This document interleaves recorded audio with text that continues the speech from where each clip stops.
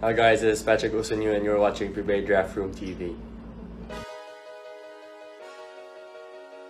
Napapansin po namin na 88% ng aming viewers ay di pa nakasubscribe.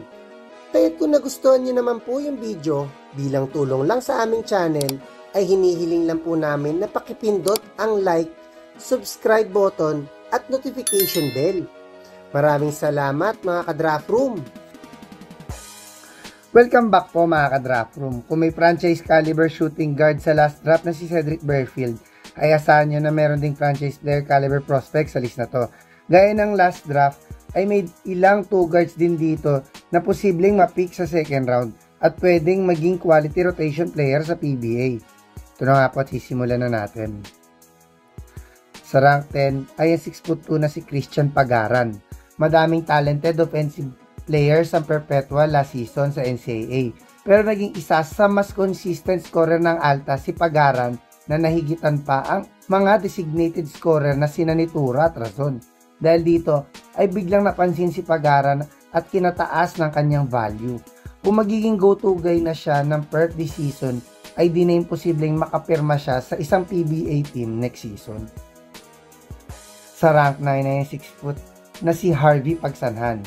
Decent naman na naging stint ni Harvey sa UE, ngunit hindi ito sapat para makakuha siya ng sure contract sa PBA next draft. Pero kung matutulungan niya din ng EAC makapasok sa Final Four sa kanyang one and done season sa NCAA bilang main wing ng Generals, ay pwedeng maging second rounder na siya sa next draft. Sa rank 8 ay 6' na si Migs Pangilinan.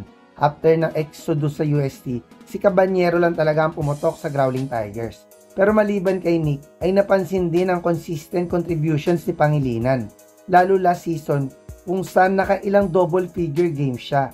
Magpatuloy lang ito sa next UAAP season ay posible na ma-pick siya sa late second round. Sa rank 7 ay 5'11" na si Judel Puentes. Patuloy ang pagtaas ng draft stock ni Judel dahil sa pagkakakampiyon sa PSL at pagkakakuha ng finals MVP dito. Isa na din siya sa best shooter at pinaka-PBA ready sa list na to.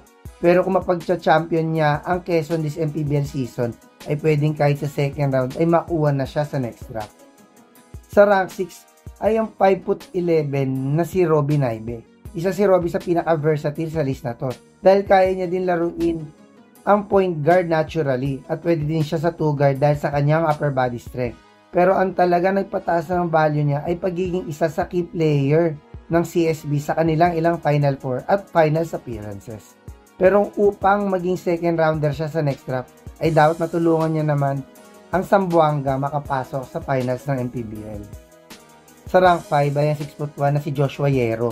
Ilang taon nang tinutulungan ni Joshua ang Falcons bilang main wing two-way player nila.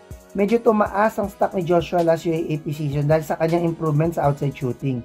Isa na sa best 3&D wing si Yero sa list na to. Kahit kung matutulungan niya ang Adamson makapasok sa Final Four next season, most likely ay maging second rounder siya sa next draft. Sa rank 4 ay 6'3" na si Patrick Yu. Malaking bagay ang leadership at veteran presence ni Patrick kung bakit naging contender ang Enyos sa last UAAP season. Hindi eye-popping ang stats na naibibigay ni Yu, pero halos every game ay nakakapag-contribute siya ng kanyang outside shooting at slashing, lalo na sa mga important part of the game. Kung makakaabot na ang Bulldogs sa next UAAP season sa finals, ay lalong tataas ang value ni Patrick. Sa rank 3 ay ang 6' na si Sean Kitebis. Gaya ni Patrick, hindi din eye-popping ang stats ni Sean, pero isa siya sa glugay ng Blue Eagles sa kanilang huling kampyonato. Kaya't expect natin na mas malaking leadership ang kanyang pupunan sa kanyang final season sa UAAP. Pero kung matutulungan niya ang Ateneo makuha uli ang kampyonato sa kanyang final year, ay di lang siya sa second round pwede makuha at baka sa late first round pa. Sa rank 2 ay 6'4" Phil Osi na si James Spencer. Sa UAAP pa lang ay kilala na si James sa kanyang efficient outside shooting na nakatulong para magkampiyon ng UP. Pero patuloy na tumaas ang value niya dahil sa exposure sa NBL 1. Pero ngayon na nag-sign naman siya sa Japan B-League, ay expect natin na mas mag-i-improve ang overall game niya at mas madadagdagan na exposure sa international competitions.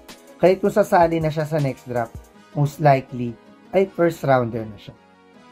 At ang best shooting guard prospect ay ang 6'2" na si Renz Abando.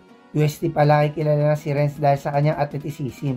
Pero nagsimulang pumutok ang pangalan niya nang napagkampiyon niya ang Letran na siya din ang season MVP sa NCAA. Patuloy na kilala si Renz sa kanyang mga stellar performances sa Gilas at KBL. Currently ay wala siyang nalalaruan. Pero kahit wala na siyang international league na salihan bago ang draft, ay masasabi kong surefire top 3 pick pa rin siya.